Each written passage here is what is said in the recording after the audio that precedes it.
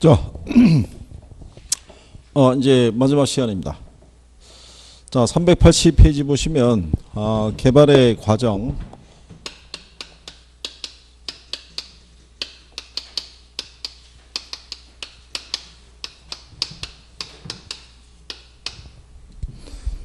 이거는 우리가 지난번에 한 것처럼요.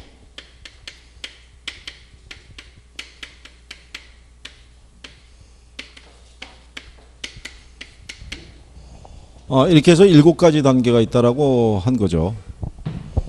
그래서 여기가 이제 아이디어 단계죠.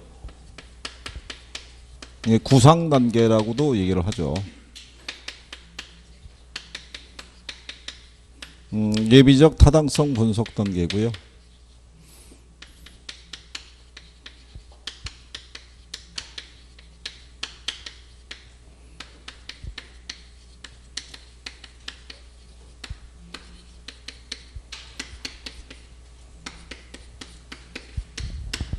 이렇게 7가지 단계가 있고요. 이거 왜 글자 땄냐면 이게 순서는 2번 물어봤어요. 그러니까 또 물어볼 일은 없어요. 2번씩이나 냈기 때문에 7개로도 물어보고 5가지 단계로 축소해서도 물어본 거죠. 근데 만약에 추가적으로 따로 나올 수 있으면 얘가 나올 수 있을 거예요. 예비적 타당성 분석이. 자, 여기 이제 구상 단계는 뭐냐면요. 이 개발이라는 거는요. 시장에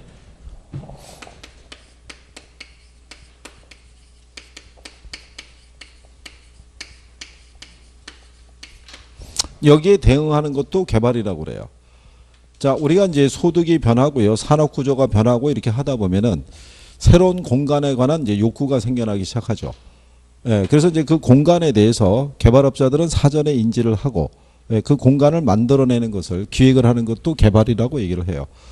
우리가 지난번에 얘기했지만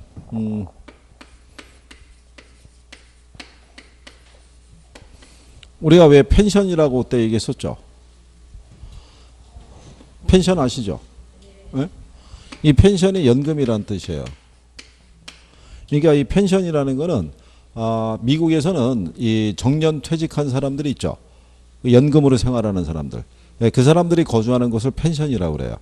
근데 우리나라에는 이게 들어올 때 민박으로 소개돼서 들어왔는데, 그래서 그러니까 미국에 가면은 남부 플로리다주 같은 데가 있어요. 마이애미 같은데, 그러니까 기후가 따뜻한데, 그런데 주로 이 주택이 공급이 돼 있어요. 그러면 이 주택에 대한 필요성을 느끼게 되는 거는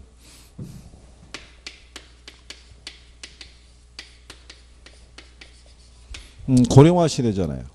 그러니까는 우리가 지금 뭐 100세 인생이라고 얘기하죠. 그러면 이제 정년 퇴직을 해서 이제 연금으로 생활하는 사람들이 많이 늘어난다는 얘기죠.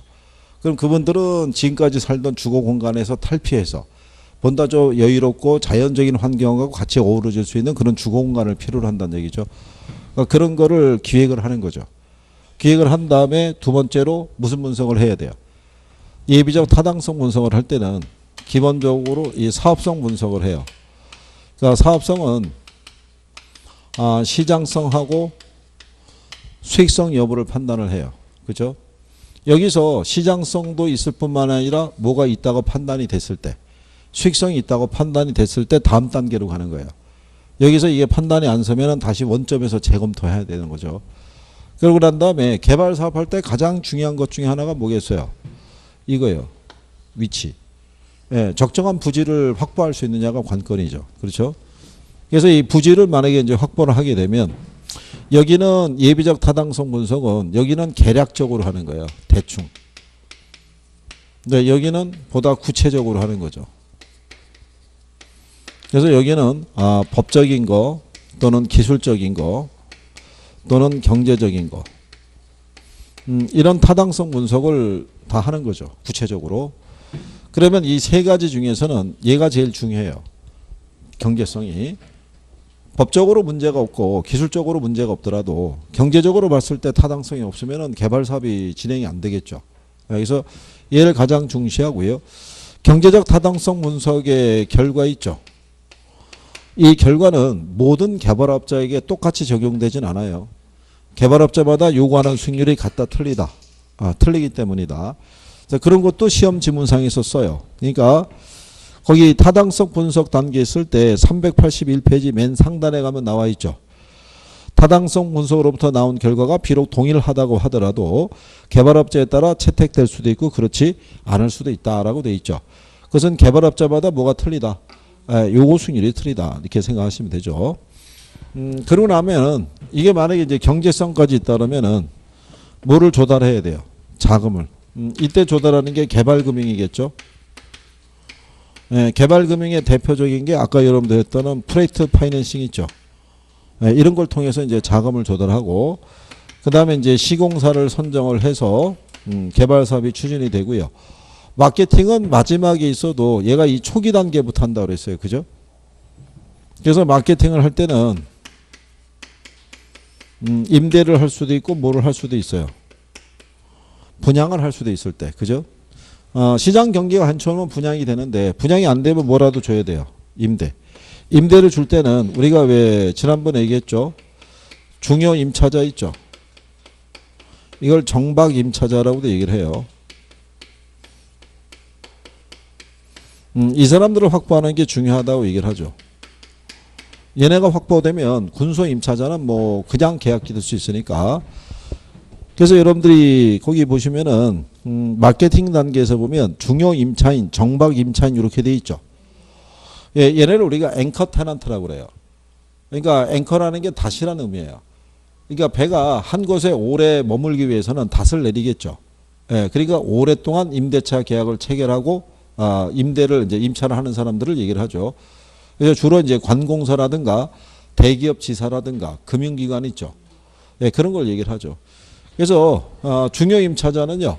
그 건물의 랜드마크 역할도 하죠. 제가 지난번에 그랬잖아요. 제가 여기 대전에 처음 왔을 때 학원 위치를 들었는데 시청역 8번 출구 앞으로 나오면 있다는 거예요. 바로. 그래서 8번 출구로 나와 본 거예요. 아무리 이 앞을 다녀도 이 학원 이름이 없어요. 계속. 그렇잖아요. 이 뒤쪽으로 가보고 앞에도 들어가 보고 아무리 봐도 없는 거예요. 그럼 뭐라도 있어야 되는데 아무것도 없잖아요.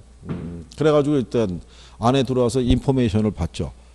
그랬더니 거기 보니까 5층이라고 그랬으니까 5층을 봤더니 여기 학원이 있더라고요. 그게 찾아봤어요. 그게. 만약에 대전역 8번 출구 만약에 국민은행 건물 5층이라고 그랬으면 알아서 찾아왔을 거예요. 그러니까 1층에 뭐가 있냐가 틀린 거예요. 그렇잖아요. 여기 우리 학원 1층 그러면은 다양한 업종이 있잖아요. 식당도 있고 뭐도 있는데 제가 뭐 식당을 어떻게 알아요. 그거를. 그렇잖아요. 편의점만 해도 한두 개가 아닌데. 그러니까는 그래서 이 중요 임차자를 확보하는 게 중요해요. 1층에 뭐가 있냐에 따라서 건물의 이미지가 틀려져요. 이미지가. 그래서 그런 경우라고 생각을 하시면 돼요. 자, 그래서 요 순서 과정에서 나타나는 뭐 특징 같은 경우는 기억을 해 두시는 게 나을